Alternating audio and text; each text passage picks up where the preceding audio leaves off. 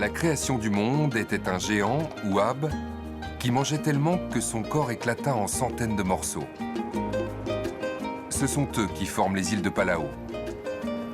Au sud de l'archipel, les Rock Islands offrent le spectacle grandiose d'un chapelet de boules vertes et moussues sur une eau turquoise.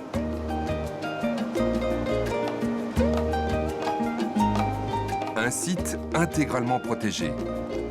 Certaines îles sont même fermées au public depuis plus de 50 ans. Il en reste bien assez pour jouer aux explorateurs. Et pour cela, rien ne vaut le kayak de mer. Ken est natif de Palau.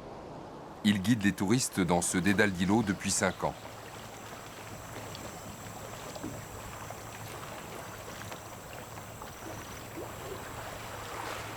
Les Rock Islands sont aujourd'hui inhabités. C'est pourtant ici qu'a commencé l'histoire du peuplement de l'île. La grotte de l'ancien village Palawan témoigne de cette histoire commencée 1000 ans avant notre ère.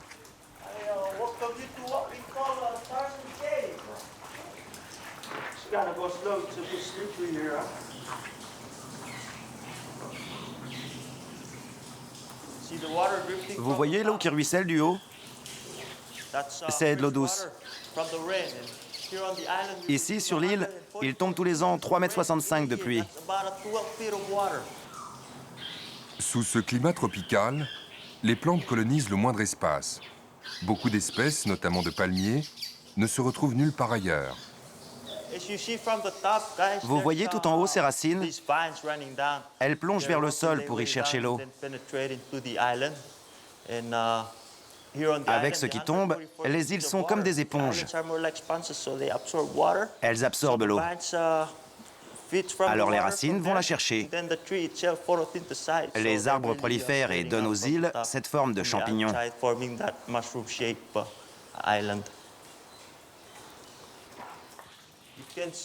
Maintenant, en voyant cet amas de rochers, il faut que vous gardiez à l'esprit qu'il y a de cela des centaines d'années, ces roches étaient en haut et formaient un immense toit. Ça faisait un très bel abri pour se protéger de la pluie. C'était aussi très bien pour se défendre de l'extérieur, parce que les îles sont escarpées et leurs parois abruptes.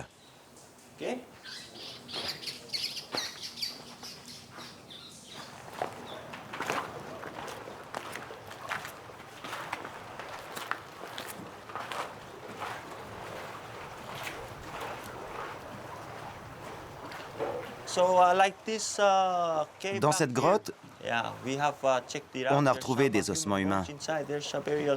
Certaines cavités servaient de tombes. Les hommes qui habitaient ici tiraient leur nourriture de la mer. Et puis, progressivement, ils ont réalisé qu'il y avait plus au nord des îles plus grandes, plus favorables aux cultures. C'est comme cela que s'est fait le peuplement de Palau. D'ici, au sud de l'archipel, vers le nord.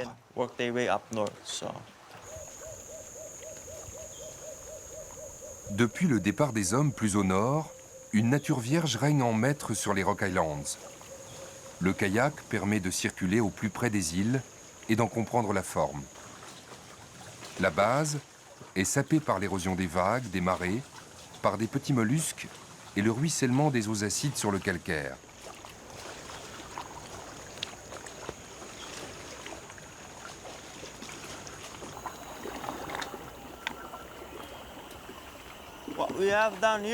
Ici, on peut voir le fuselage d'un chasseur Zéro.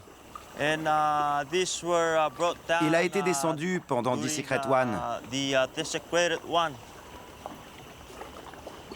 Desecrate One est le nom de code d'une attaque aérienne menée par les Américains en 1944.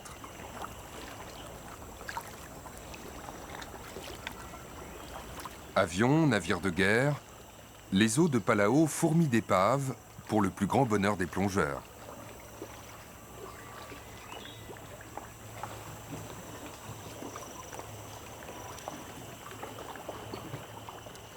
On a du mal à imaginer que ces paysages idylliques ont été le théâtre de combats acharnés. Après avoir été une colonie allemande jusqu'à la fin de la Première Guerre, Palau est passé sous domination japonaise. En 1944, les Américains ont débarqué au sud du pays. Un combat aussi meurtrier que stratégiquement inutile. Depuis, les traces du conflit achèvent de rouiller un peu partout dans les Rock Islands.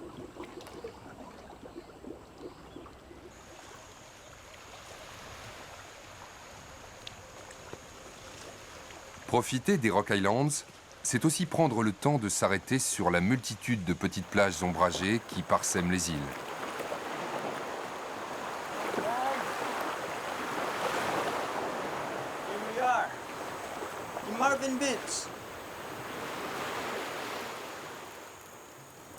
Les touristes ne sont pas les seuls.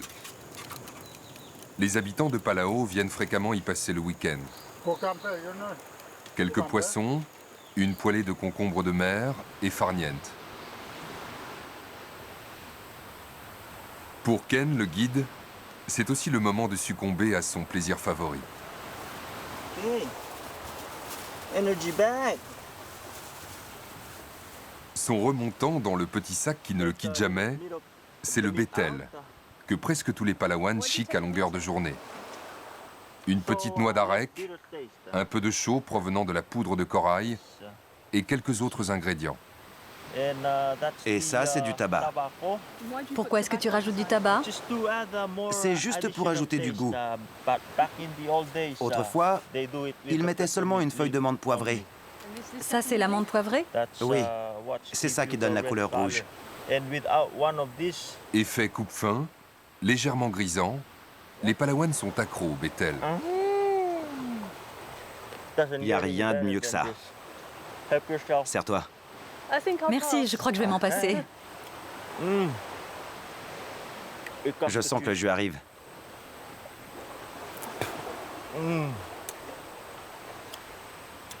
Pas mal.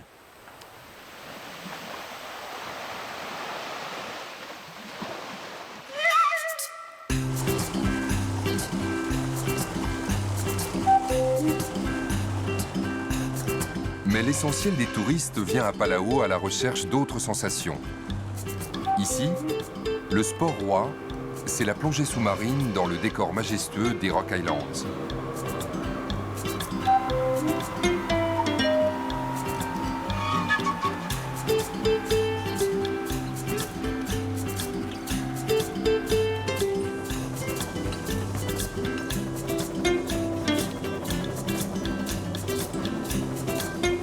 Le commandant Cousteau avait classé les fonds de l'île parmi les plus spectaculaires au monde, et depuis, les plongeurs se passent le mot. On vient des 4 coins du globe pour explorer des sites de plongée devenus mythiques. Bon, tout le monde me voit? S'il y a du courant, je vous suggère de ne pas nager trop vite. Laissez le courant vous porter. Et vous verrez, le tombant est réellement superbe. Tim a près de 1000 plongées à son actif dans les eaux de Palau. Et avant d'être moniteur, il surveillait l'espace naturel des Rock Islands en tant que ranger. N'oubliez pas de regarder au fond, on ne sait jamais. Vous aurez peut-être la chance de voir passer quelque chose de beau. Ok, la piscine est ouverte.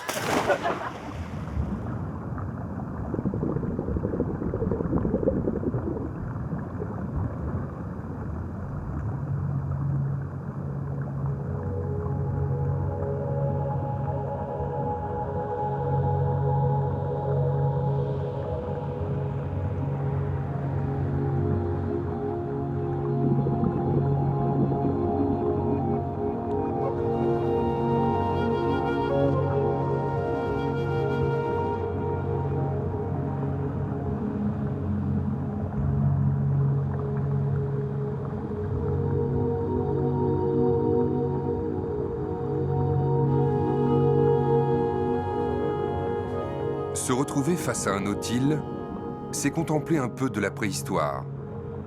Ce céphalopode n'a quasiment pas changé de forme depuis 400 millions d'années.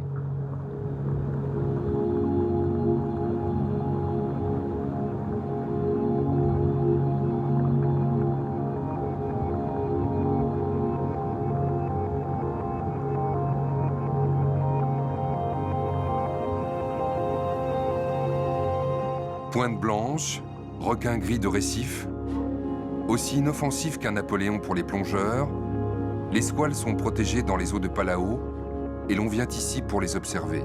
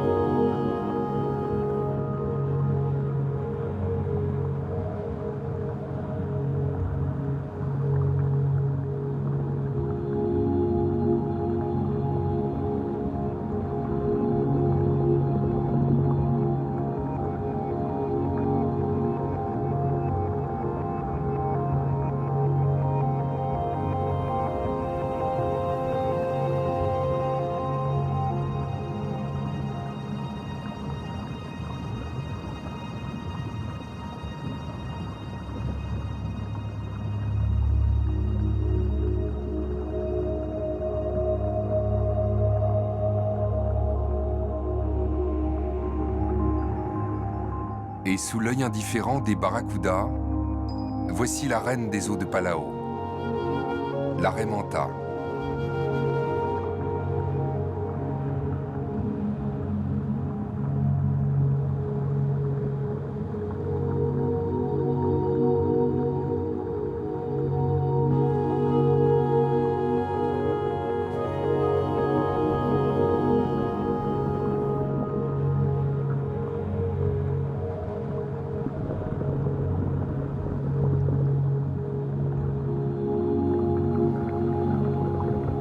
Pour observer cette géante débonnaire, il suffit de se poster sur son lieu de nettoyage. Les raies circulent lentement pour laisser les labres nettoyeurs leur laver la bouche et débarrasser leurs branchies de tous les parasites.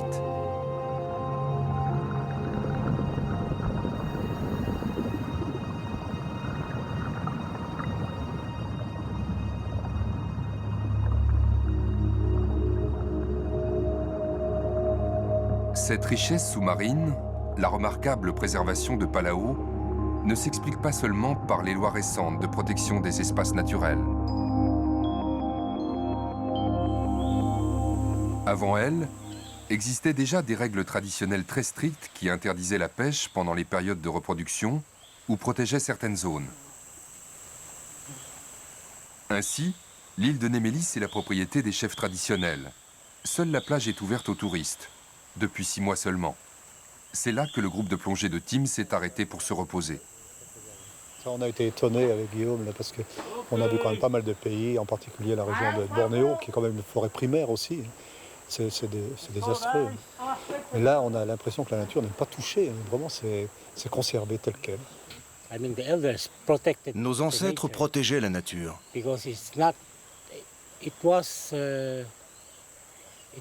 C'était leur moyen de subsistance. Ils vivaient des ressources naturelles. Alors bien sûr, aujourd'hui, le gouvernement considère la nature comme une source de revenus, parce que les touristes affluent dans l'île grâce à elle. Mais avant cela, nos ancêtres avaient déjà fait des choix avisés en la protégeant.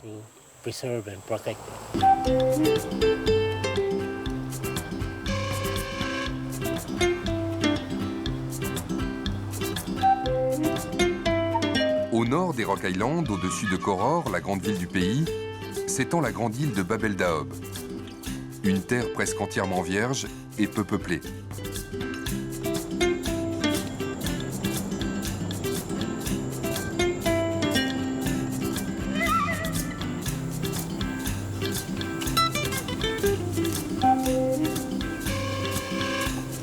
C'est ici qu'a choisi de s'établir Francis Toribiong, une figure de Palau.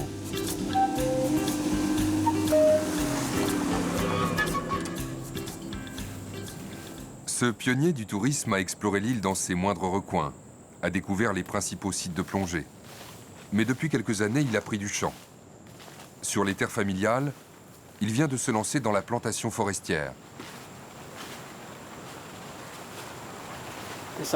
Cet arbre-là, c'est de l'acajou. Et celui-là aussi. Francis a aussi planté du teck, des noni, des citronniers. Il aimerait que d'autres Palawans suivent sa démarche de précurseur. Ici, seul l'environnement permet de générer de l'argent. Mais à un moment donné, il faut faire attention, ralentir, sans quoi nous allons détruire l'île. J'ai été partie prenante de l'industrie de la plongée et je le suis toujours. Et je vois bien qu'on ne peut pas continuer à faire venir toujours plus de monde pour plonger. Ça ne marchera pas. C'est pour ça que j'ai décidé d'essayer autre chose, planter des arbres. C'est un projet à long terme et j'espère que ça marchera.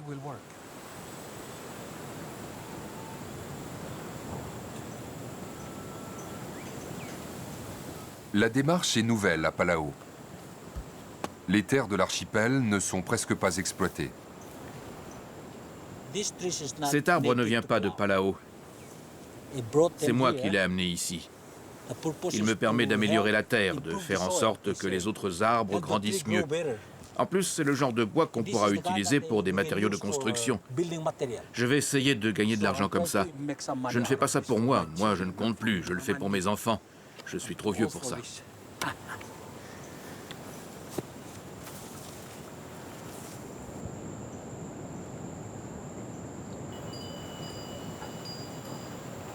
Francis s'est établi à côté de sa plantation.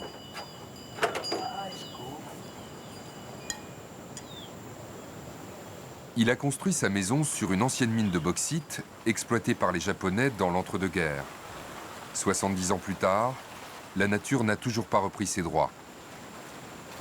Preuve que l'équilibre est fragile sur ces petites îles.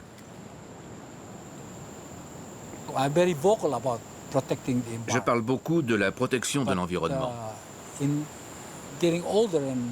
Mais en prenant de l'âge et en comprenant la vie, je pense que c'est surtout la pauvreté qui est une ennemie de l'environnement.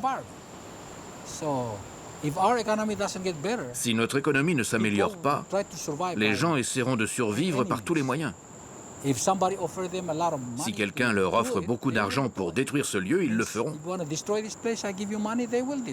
C'est pourquoi j'essaie de montrer qu'il y a d'autres façons de gagner de l'argent, de survivre tout en améliorant l'environnement. Je pense que les deux peuvent aller de pair.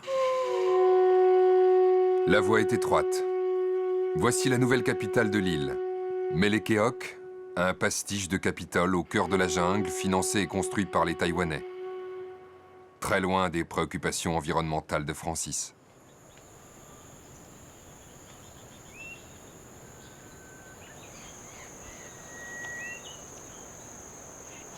Pas facile d'être un petit pays et un petit paradis. Beaucoup à Palau ont conscience de ce fragile équilibre. Nous sommes au sud-ouest de la grande île, dans l'état d'Emmelik, grand comme un canton français et peuplé de 300 habitants. Leilani Reclay en est la gouverneure. À Emmelik, le témoin le plus visible de la culture palawane, c'est un baï, une maison traditionnelle. C'est un édifice où se réunissaient les chefs autrefois. C'est ici qu'on initiait à l'art de la guerre les jeunes hommes. D'ailleurs, on appelle cela la maison des hommes.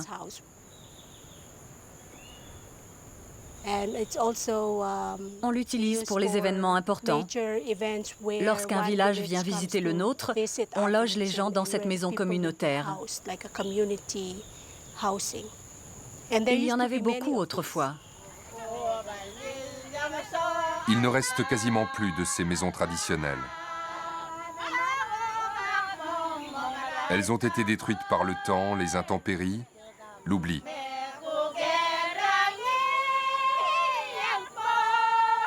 Le peuple palawan est passé au bord de l'extinction et sa culture avec lui. Ils ne sont plus qu'une vingtaine de milliers. Avant l'arrivée des Européens et leurs maladies contagieuses, ils étaient près de 80 000.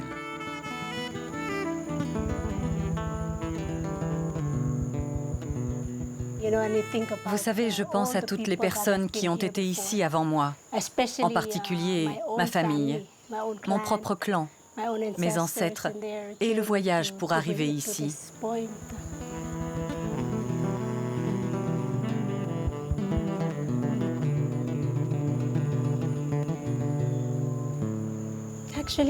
Ce que je ressens, en fait, C'est un sentiment très profond, de tristesse presque, mais aussi de fierté. Je suis triste en pensant à la richesse disparue de notre histoire, mais fière en même temps, car cette histoire a existé et qu'elle fait toujours partie de nos vies. C'est la raison pour laquelle je m'investis beaucoup pour essayer de préserver et de faire revivre cette culture. Tout simplement parce que c'est quelque chose qui nous différencie des autres peuples, qui fait ce que nous sommes aujourd'hui.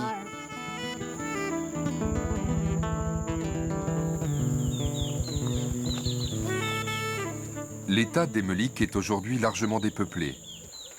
Là où existaient des villages, des cultures en terrasse, se dresse aujourd'hui une jungle primaire quasiment impénétrable. C'est là que Leilani mène ses recherches sur la trace de ses ancêtres.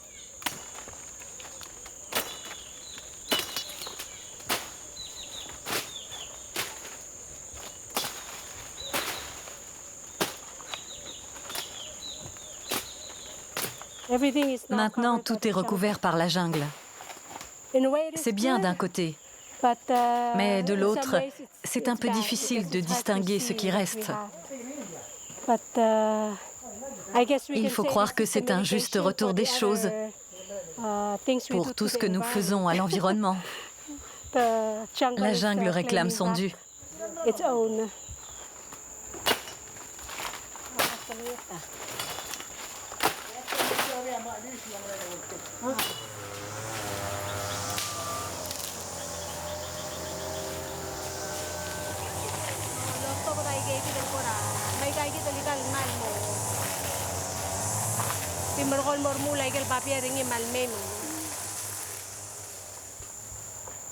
Ce qu'il y a à découvrir, ce sont des kilomètres de sentiers pavés qui couraient dans la jungle pour relier les villages les uns aux autres. De ceux-ci, ne restent que les plateformes de pierre sur lesquelles se dressaient les bails. Au fil des ans, tout a été recouvert. Autrefois, les chefs imposaient ce qu'on appelle mandli, une corvée de nettoyage. Cette zone était constamment nettoyée.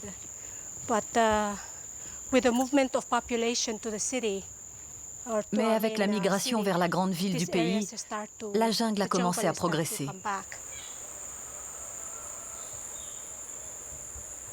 Tout un pan du patrimoine reste encore à sauver. Le rêve de Leilani, voir un jour des touristes circuler dans la jungle, sur les sentiers dégagés de ses ancêtres.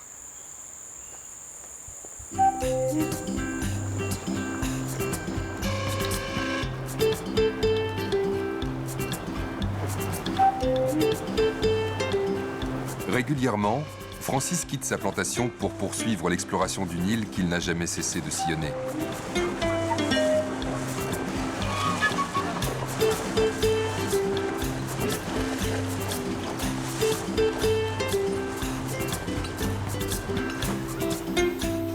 Nous sommes à Kayangel, un atoll au nord de Palau.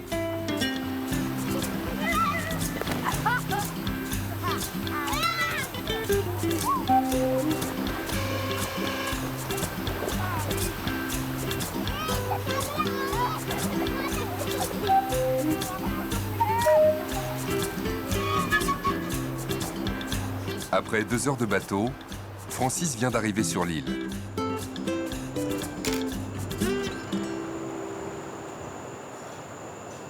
Kayangel, c'est un petit condensé du mode de vie des Iliens.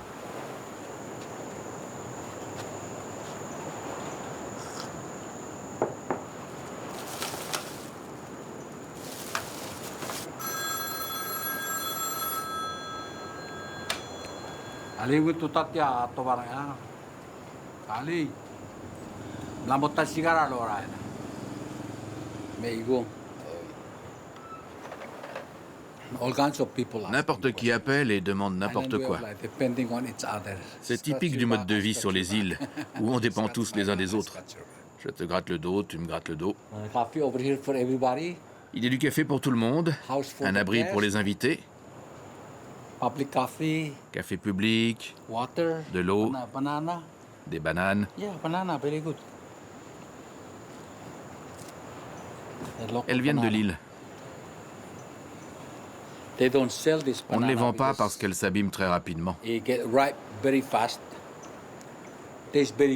Elles sont succulentes, mais seulement quand elles sont fraîches. Seuls les gens d'ici peuvent en profiter. Dommage que tout le monde ne puisse pas y goûter. Une soixantaine de personnes vivent à demeure sur l'île. L'école ne compte plus que 16 élèves.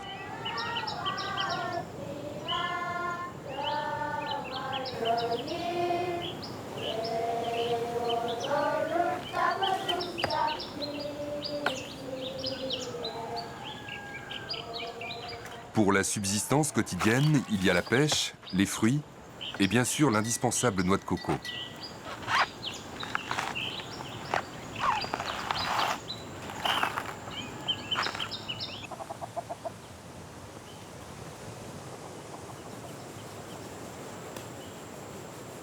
La seule réelle activité économique de l'île, c'est la fabrication du tadao, la chaux, indispensable ingrédient pour chiquer le bétel.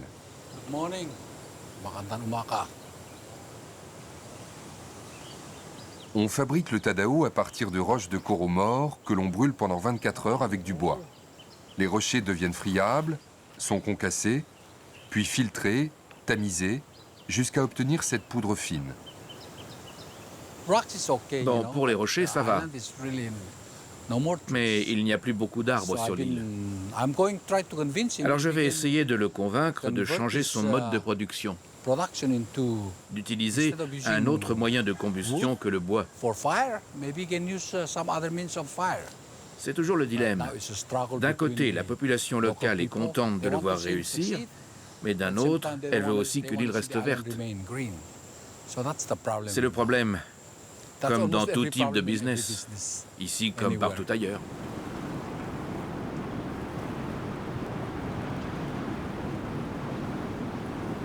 Avec son lagon poissonneux protégé par une barre de corail, Kayangal offre à ses habitants un cadre idyllique. Ce n'est pas si facile de vivre au paradis. Ici, vous dépendez de la nature. Aux yeux d'un occidental, ça semble très romantique, mais c'est une vie difficile. Il faut se lever très tôt le matin pour aller à la pêche, nourrir les enfants. Les femmes doivent aller travailler dans les champs de taro pendant près de 8 heures si elles veulent assurer la subsistance de leur famille. La majorité des habitants veulent aller à Koror. Actuellement, seulement une soixantaine de personnes vivent à Kayangal sur une population proche de 500 habitants. Vous voyez, très peu de gens restent ici. Ils aiment leur île natale, mais la vie y est dure. Koror, la grande ville de Palau. 13 000 âmes sur les 21 000 que compte l'île. Autant dire que tout se passe ici, autour d'une grande rue principale.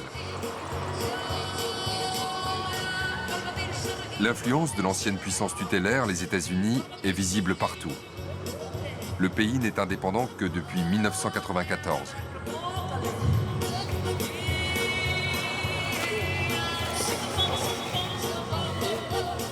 L'île a peu de ressources naturelles.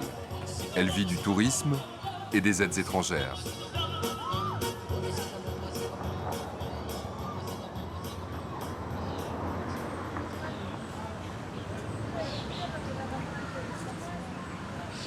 Beaucoup de jeunes Palauans iront faire leurs études universitaires à Hawaï, Guam.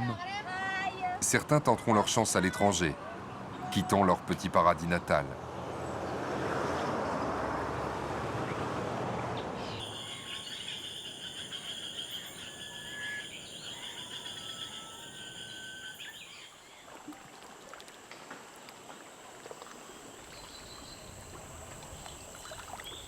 Tout est fait pourtant pour sensibiliser les jeunes de Palau à leur superbe environnement naturel. La plongée sous-marine fait ainsi partie des cours obligatoires pour tous les lycéens. Navot est installé à Palau depuis plus de 15 ans et gère un des principaux centres de plongée. Il assure la partie pratique de l'enseignement aux jeunes et essaie de transmettre son attachement à la préservation des Rock Islands. Il sait notamment la fragilité des polypes ces animaux qui forment le corail. Il y a 10 ans, il s'est passé quelque chose qui continue à se dérouler aujourd'hui encore ailleurs dans le monde. La température de certaines zones a augmenté. Et ce qui se passe dans ces cas-là, c'est que les polypes meurent. Et lorsque ça se produit, le corail perd sa couleur. Normalement, de quelle couleur sont les coraux? Rose, bleu, rouge, parfois même tout jaune, n'est-ce pas? Eh bien, lorsqu'il y a ce qu'on appelle un blanchiment, le polype meurt et très vite le corail devient blanc, d'un blanc extrême. Ça signifie tout simplement qu'il est mort.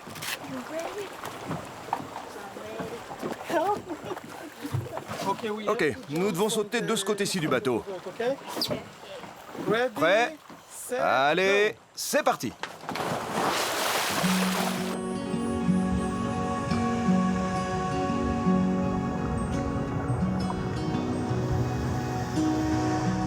L'écosystème corallien est l'un des plus riches au monde.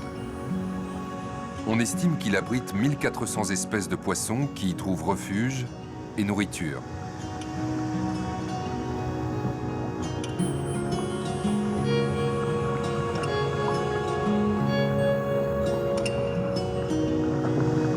Mais avec le réchauffement dû au phénomène climatique El Niño, un tiers du corail de l'île a blanchi en 1998. Heureusement, bien protégé, il a progressivement regagné du terrain. Les récifs de Palau ont retrouvé leur couleur.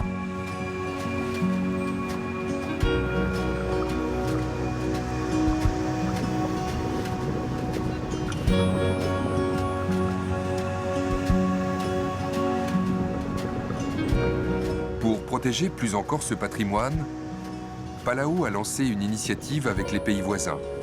Avec le Micronesia Challenge, les États micronésiens s'engagent à protéger d'ici 2020 le tiers des ressources marines au voisinage des côtes.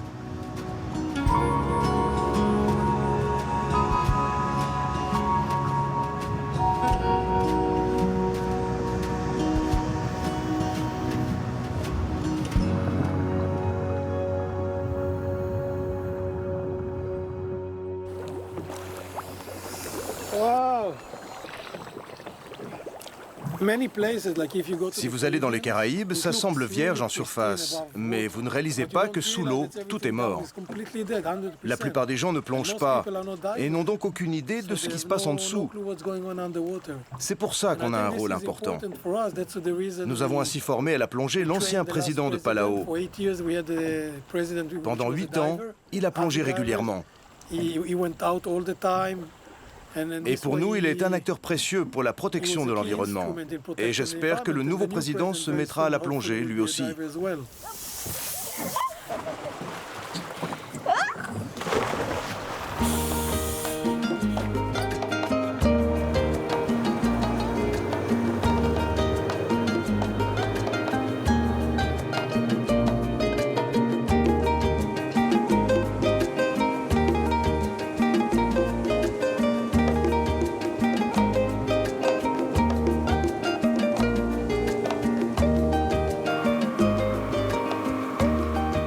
Aussi fragile que le corail, une étrange curiosité se niche au cœur des Rock Islands.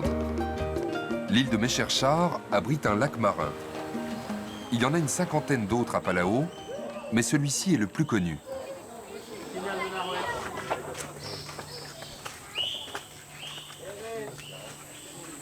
Quelques minutes de montée dans la jungle, puis redescendre sur l'autre versant pour accéder au lac intérieur, dans ce qui ressemble à un cratère.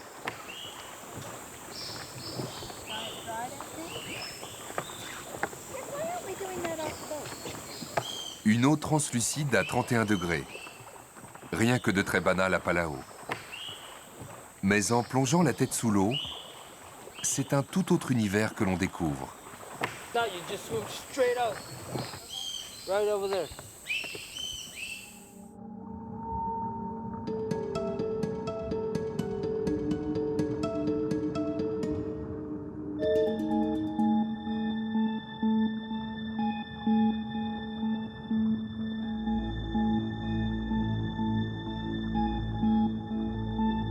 Elles sont des millions, portent le doux nom de Mastidias papua et pisoni et sont inoffensives pour l'homme.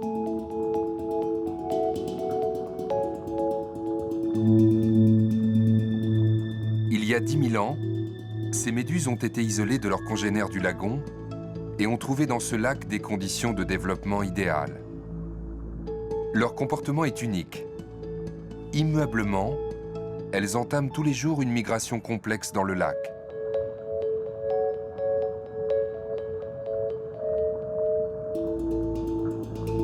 Par millions, elles suivent les rayons du soleil dont elles ont un besoin vital, tout en évitant les parties du lac peuplées d'anémones qui leur sont fatales.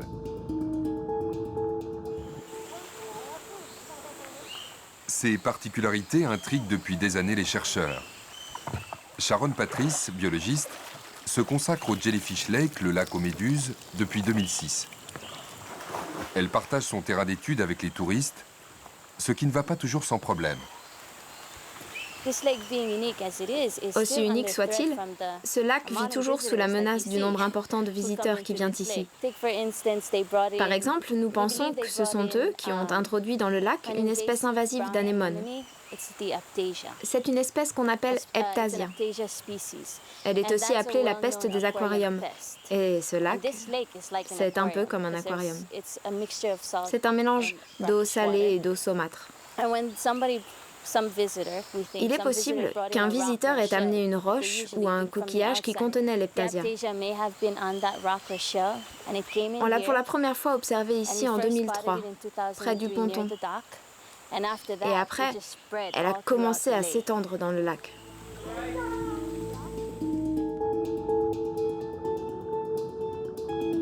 En 1999, les méduses avaient complètement disparu.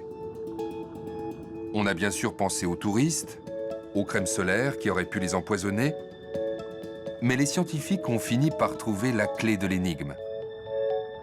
Comme pour le corail, c'était El Niño le coupable. La température a bondi à 34 degrés et elles ont entièrement disparu. Mais ensuite, la température est redescendue. Une fois qu'elle est redevenue normale, les larves ont pu proliférer et donner naissance à de nouvelles méduses. Elles ont donc réapparu et ont repeuplé le lac. Elles sont aujourd'hui 6,9 millions.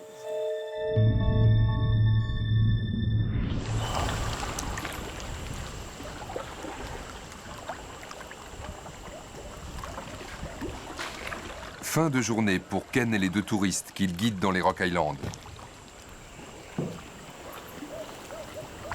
Au détour d'une passe, les parois rocheuses laissent place à la mangrove.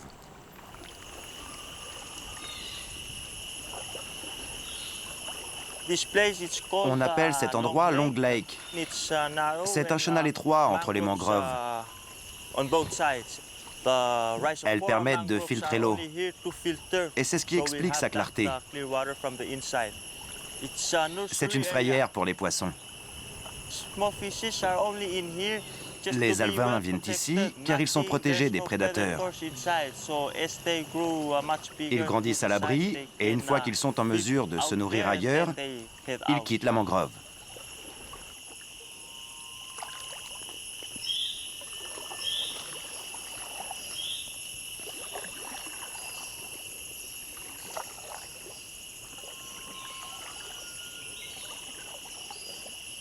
Anguilles, crabes rouges des mangroves, la faune est aussi riche que la flore luxuriante.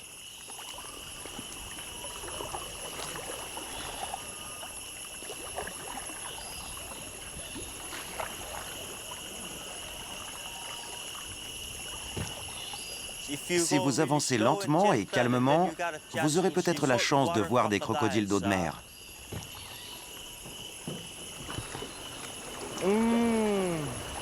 Ce type de crocodile peut faire jusqu'à 5 mètres de long. Mais pas de danger, il fuit l'homme comme la peste.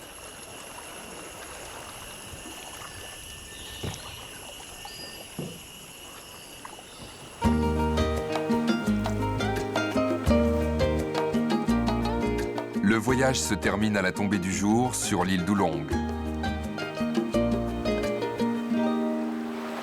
C'est ici qu'eut lieu le premier contact durable entre Palau et les Européens.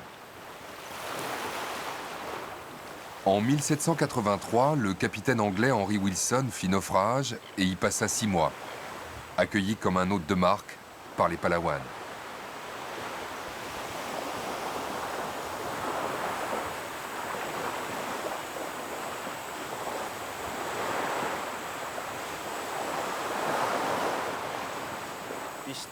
Ici, sur l'île, mon travail est l'un des meilleurs qui soit. Ça permet de venir dans ce genre d'endroit merveilleux et d'en profiter tant qu'il est encore temps. Parce que bien sûr, tout cela va changer dans le futur. Qu'est-ce qui va changer? Eh bien, le réchauffement climatique, la pollution.